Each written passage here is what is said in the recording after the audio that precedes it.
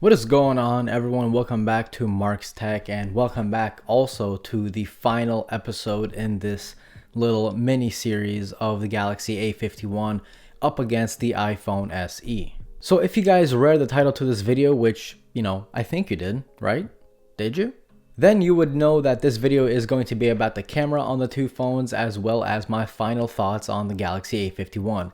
And yes, my final thoughts isn't exactly what you might think it is. As always, guys, the way I do my camera comparisons is I'm not going to tell you guys which one I think is better because, from what I've noticed, I've seen a lot of people pick like the clear, not good photo as opposed to the better photo.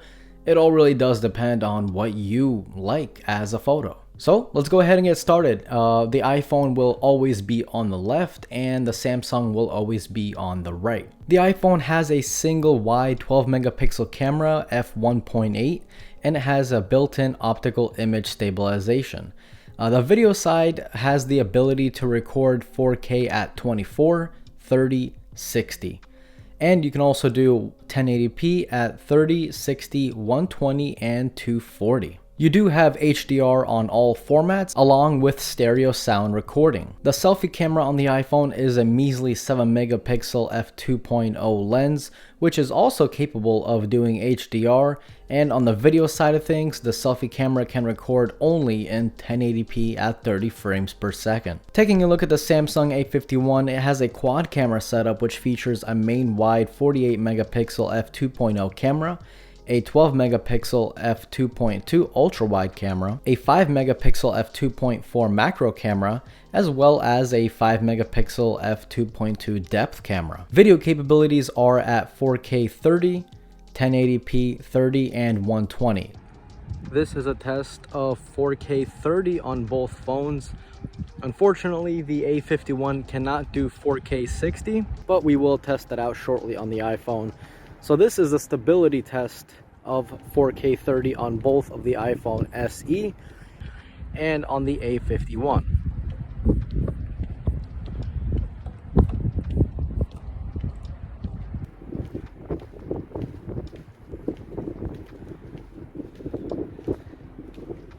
Now this is a good test to see the HDR capability of both phones.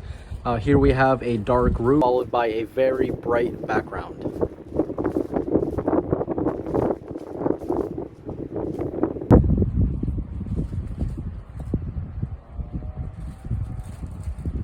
And now the iPhone is at 4K 60, and again the A51 can only do 4K 30, so we have no other option to use, than to use 4K 30. But let's check out the stabilization of the iPhone on 4K 60 and see if it changed at all when compared to 4K 30 on the iPhone.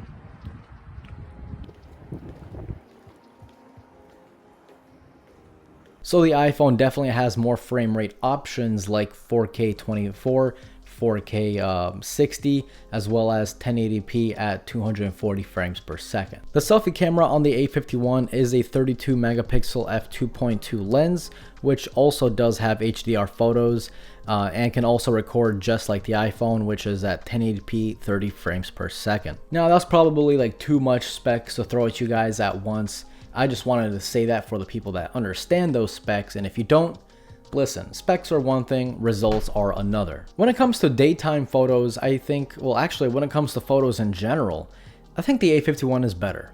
You guys probably didn't see that one coming, did you? Now, it's not better in terms of like sharpness or color accuracy or something like that. It's better simply due to the fact that you have more options to take the photo. With the iPhone, you only have one camera, you only have one focal point, that's it. The iPhone is definitely sharper and does better HDR. Actually, pretty much most of the time it has better HDR.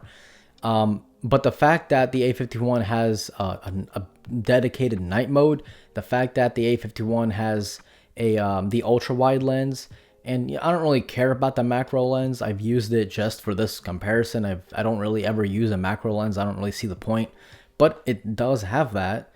and I can't really ignore that. Wherever you live, the A51 is going to be roughly $250, again, depending where you are. I've heard people throw like 10 different prices at me.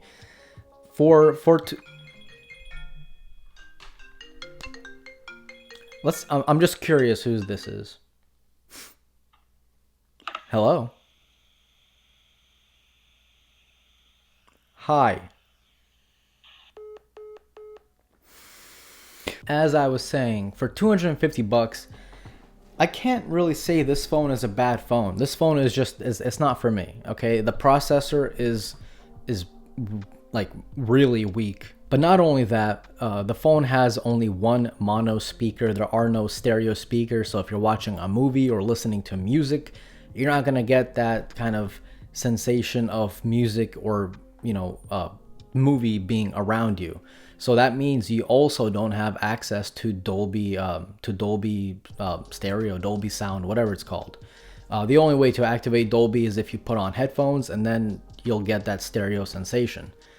The phone isn't for me. It's not to say that it's a bad phone for you, but if you play a lot of games, listening to music, movies, this phone probably isn't it. I've heard a lot of people say that the A71 is much better, so maybe look into that, and maybe I'll pick up the A71 for future videos. All in all, this phone is exactly what I would expect a $250 Samsung phone to be.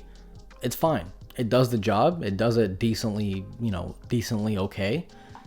And that's pretty much it. If you guys have any questions, again, feel free to leave me a comment down below. I will answer as many as I can. And that's pretty much it. This was Mark from Mark's Tech. Adios.